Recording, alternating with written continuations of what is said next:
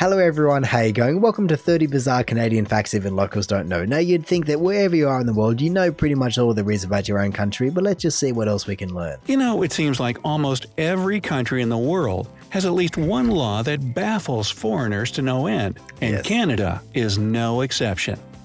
Did you just say I can't fill my bathtub with more than 3.5 inches of water when taking a bath? What? Yep, that's Canada. I'm sure there is about 35-ish million people that have probably broken that law. More than 9 centimeters. I mean, I guess by the time your body goes in it, it might creep up to 10 or 11 or 12, but only to have 9 centimeters of water, you're barely going to get even half your body in that. Is it a water-saving thing? I don't think that Canada even knows what a drought is, and so it can't be a water-saving thing. So what is it? Is it just because you're not royalty or something? On the Canadian island Newfoundland, a cow can't be your pet, even if you've been dreaming of it your whole life. Okay. So, while it's not illegal to own a cow, keeping it in your home is a strict no-no. In Sudbury, Ontario, you can't attach sirens to your bike. Otherwise, you'll have to pay a fine of a whopping $5,000.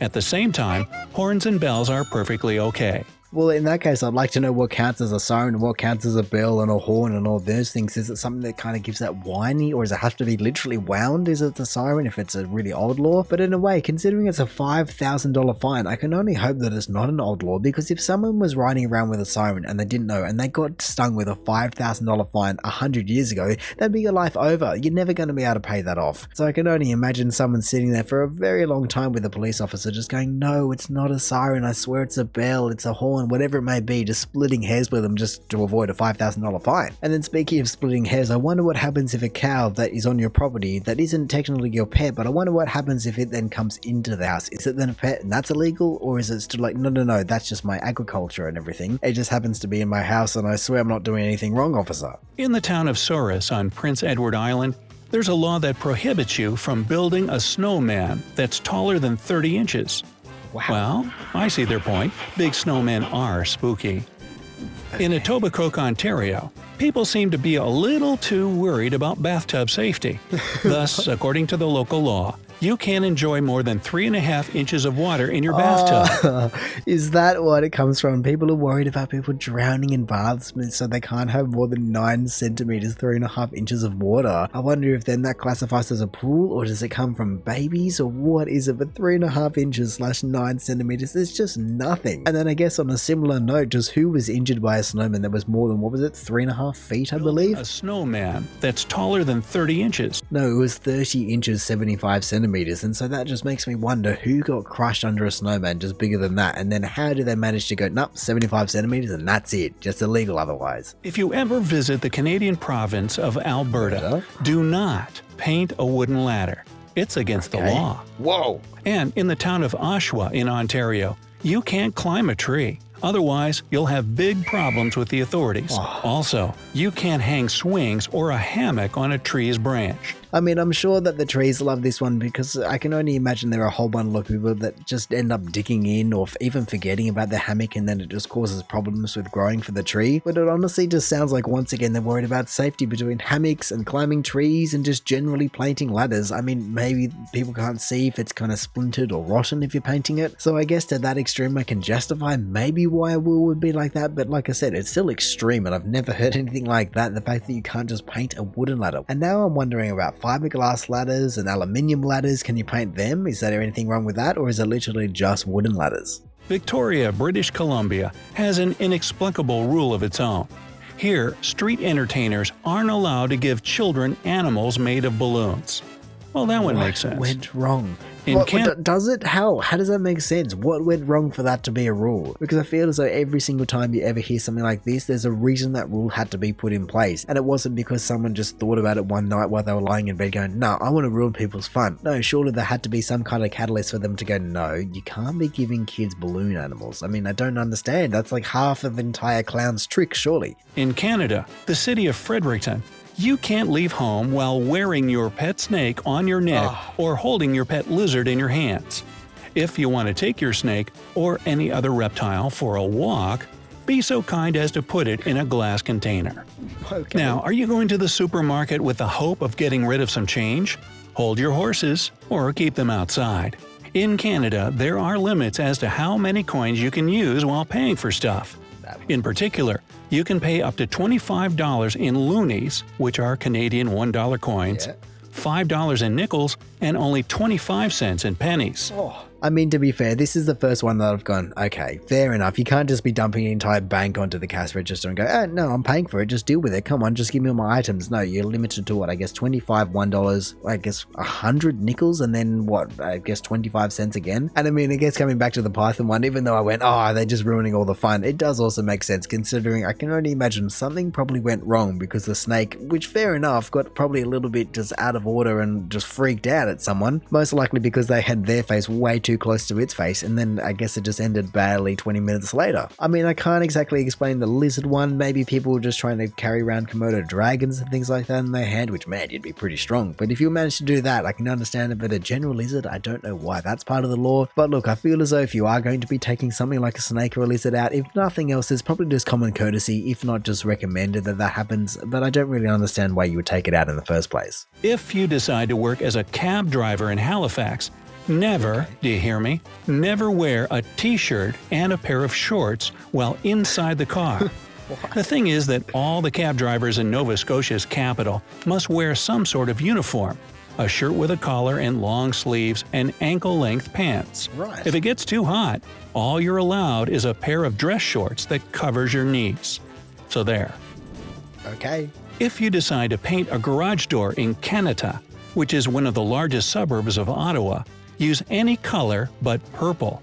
Try this color and you'll be fine. Surely something like this just comes back to the entire royalty purple and all of those kind of things. There is no other reason I can think of as to why you wouldn't be allowed to paint it anything but purple. No, you'd be allowed to paint it anything but purple. And look, in terms of the taxis, I think the weirdest part to me is that it's a law, not just kind of an industry standard or even just a corporate business model that someone's following. And even though I can only imagine there are so many exceptions to this rule, I wonder where Uber fits and all those sharing services fit into this. Do they have to also legally comply with this, technically speaking? But I guess at least if nothing else, Canada isn't the hottest country in the world. It's not like you're driving around in Dubai. Actually, even though they do wear quite long garbs in Dubai, overall, at least just with the long pants and long shirt, you're just going to be a little bit warmer than you otherwise would be in a t-shirt and shorts. Now, once it was illegal to throw snowballs in Esquimalt, British Columbia. Wow. However, Buzzkill. Nowadays, you can start a snow fight there without looking over your shoulder all the time. Could it be that the police just got fed up with arresting kids? Yeah. Now be careful if you're a teenager wearing lace-up shoes on Main Street in Fort Qu'Appelle in Saskatchewan. What? There, teens can't have untied shoes. Otherwise, they or their parents will have to pay a fine. Wow.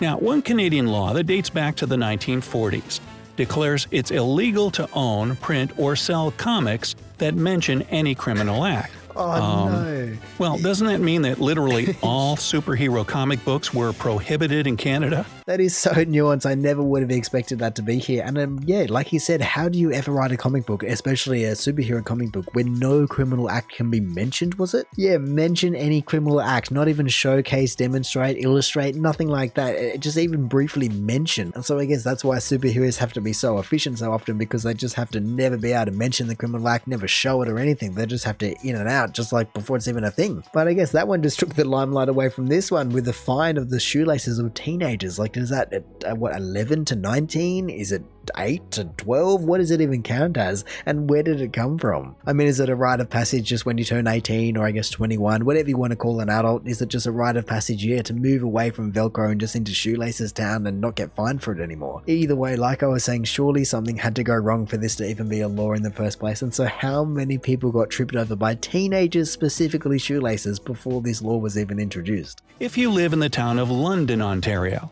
make sure that you take good care of your lawn.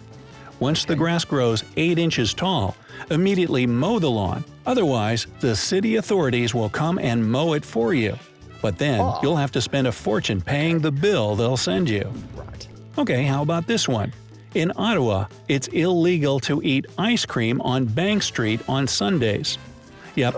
Wait, on Bank Street on Sundays? Bank Street, Ottawa, I guess it looks like the main street. Yeah, it literally says Centertown right there. And so I don't know why that would be, but no ice cream. What about other desserts? Does that even count? What is so special about ice cream? And why is it so hated? I don't understand. And only on Sundays. I can't even begin to explain it. And in terms of the mowing of the grass, I obviously have no idea, but the way he said it made it sound as though it's still a thing that is upkept, and I'm wondering if that is to do with pests, or how is that even managed? I mean, it sounds like a great thing, like, oh yeah, if you were super loaded, you just never have to mow the lawns, but I guess if you are a little bit tight for money, even if you don't have a lawnmower, you just have to get out there with a pair of scissors and just make sure, because you're not going to be able to afford it otherwise. In Vancouver from 1947 to 1986, you weren't allowed to sell stoves within city limits on Wednesdays.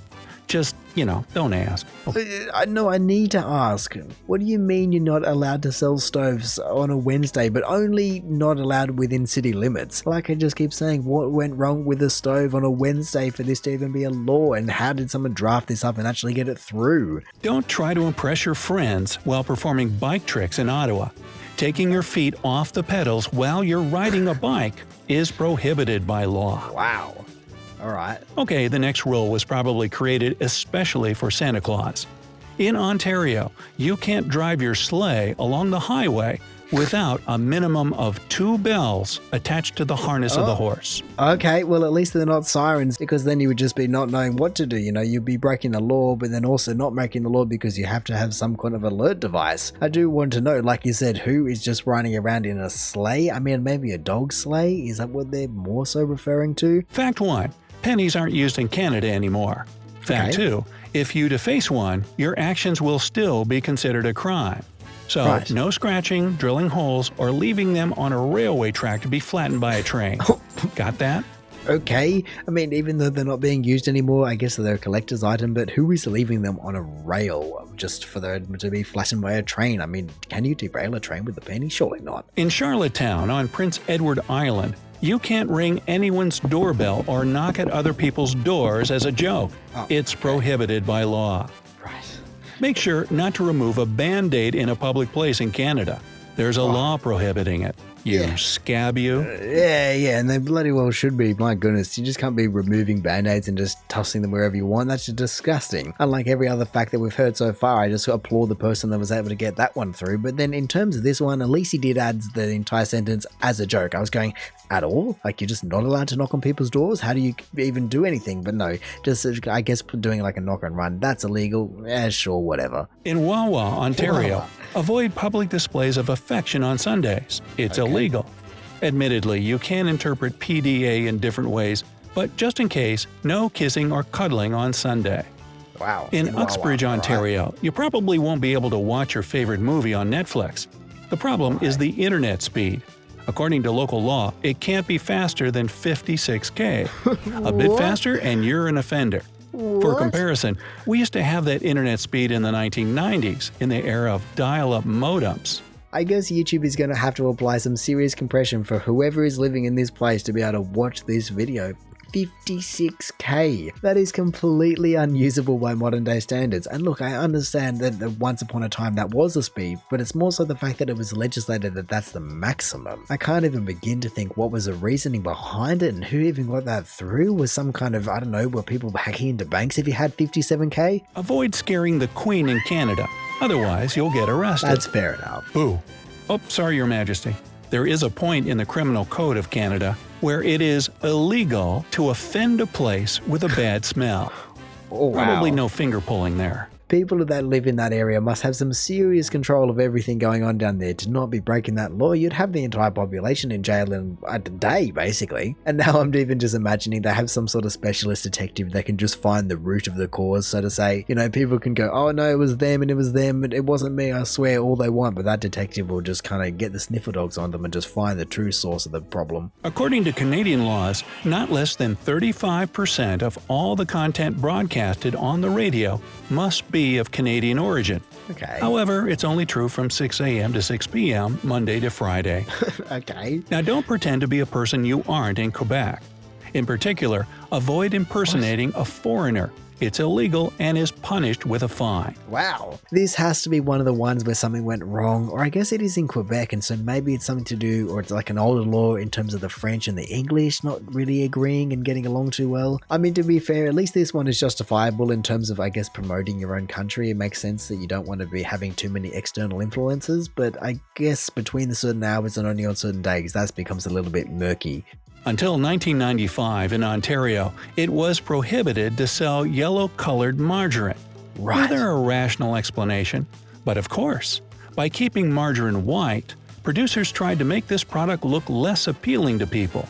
Therefore, consumers were supposed to buy the prettier sun-colored butter. Oh, wow. So it was all just a ploy to try and get people to buy butter more. You weren't allowed to get any coloring, or I guess use the natural color. Did they have to dye it? Or I don't know how margarine works in that regard. But then just to make it this pure white thing that honestly looks more like a bar of soap than a bar of soap does. It's just, oh, no wonder it wasn't selling too well and people just buying the original. But even the fact that he said it was 1995, like that just is so recent in the grand scheme of things. I wonder, once again, how did they get this law across? And then who was the person that went, what are we still doing this for? This entire thing must be being controlled by the butter industry, and yeah, let's just open it up, free game for everyone. And even the fact that they must have done some kind of market research to go, people won't like a white one. They definitely want what they're used to in the yellow, and so let's just make it, they can only be white. You can't challenge people to a duel or accept an invitation to one in Canada. If only Alexander Hamilton had known about this. Okay. When you visit Calgary, Alberta. Wait. 31. They said it was 30. I mean, actually, no, they did say 30 plus. My bad. Anyway, let's just move on. When you visit Calgary, Alberta, never ever buy, or sell for that matter, non-prescription contact lenses when at a costume shop. It's prohibited by law. Wow. I wonder why. Does that come back to the whole impersonating people thing? I mean, it's not the same state, but surely there has to be some kind of route like that. That's just weird. Being able to change your eye color is illegal. If you buy a house in Beaconsfield, Quebec, don't even try to paint it more than 2 colors. Otherwise, guess what? Right, you'll be fined.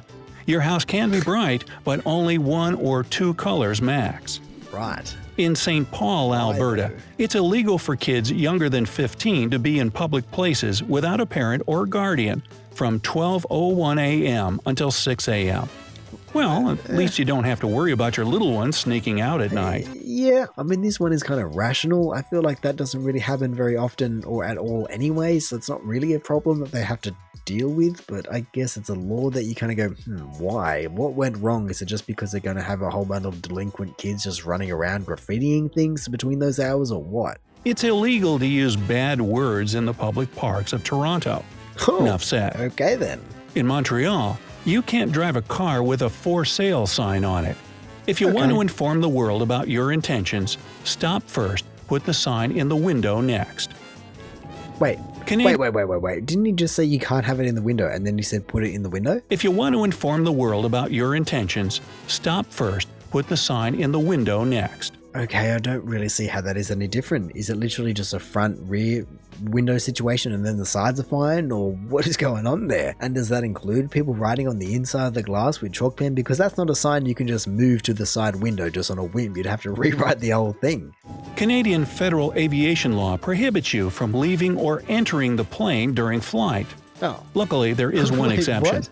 If you want to make a parachute jump, you can, but only if the pilot allows you to do so.